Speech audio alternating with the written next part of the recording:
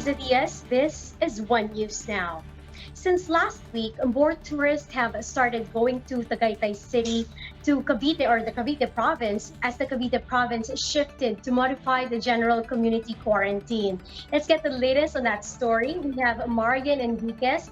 She's joining us live from Tagaytay. Marian, was the traffic heavy getting there? That's right, Riza. Tourists are back in Tagaytay, and so is the heavy traffic. But for many, this is the chance to leave Manila after almost 6 months of lockdown for a quick weekend escapade. Last week that we were here, it only took us an hour to get to Tagaytay from Manila. But today is different, and traffic is worse. It took us about 2.5 hours due to the heavy traffic going up the Santa Rosa Tagaytay Road and along the highway leading to the Rotonda and restaurants. Tourists who already endured the traffic also queued patiently just to dine in this restaurant. They said that the fresh air, the view of Taal Lake, and of course, their favorite bulalo and tawilis were all worth it. This hotel, meanwhile, it said it was already fully booked since they opened up for accommodations last September 11. Some of the guests here who checked in and said that they miss going out after months of working from home. This chill out bar outside was also made available to guests so they can hang out in an open area with a magnificent view of Taal Lake. Right now, only 50% of the hotel's capacity is allowed under MGCQ.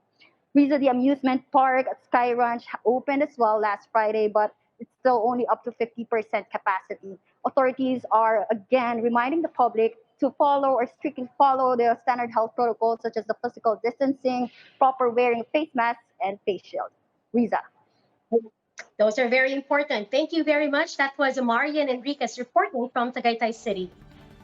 Meanwhile, Vice President Leni Robredo is questioning the scientific basis of the government's decision to gradually ease the required distance between passengers of public utility vehicles.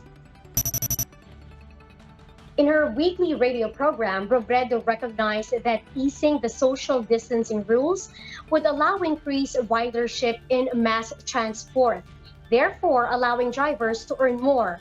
But the vice president says there are far better ways to do this without compromising health and safety protocols, such as service contracting.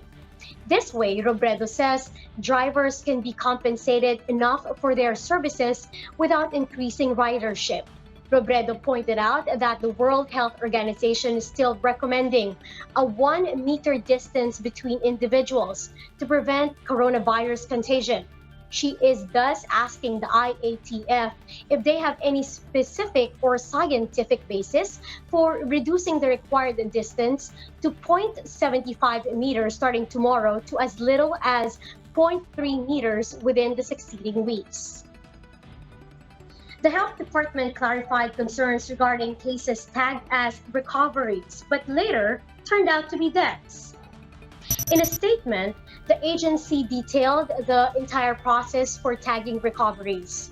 First, the health department lists patients that are eligible for time-based tagging or those who are automatically considered recovered 14 days after testing positive or 14 days after they first exhibited symptoms of COVID-19.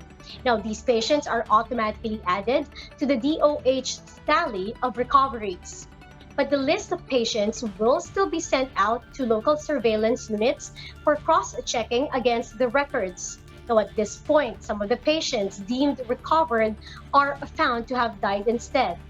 The agency insists that while there may be lags in reporting of recoveries and deaths, this mechanism allows LGUs and health facilities to correct their tallies and re-tag those who have been wrongly classified as recovered patients. Metro Manila mayors have unanimously agreed to close cemeteries to the public on All Saints' Day and All Souls' Day to prevent the spread of COVID-19.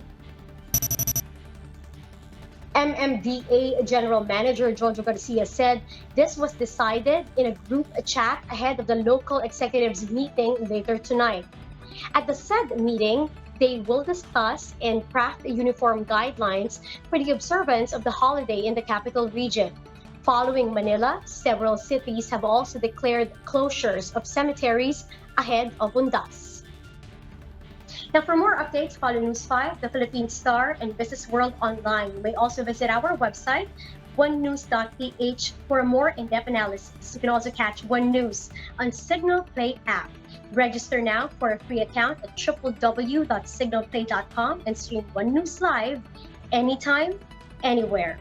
I'm Riza Diaz. We are One News.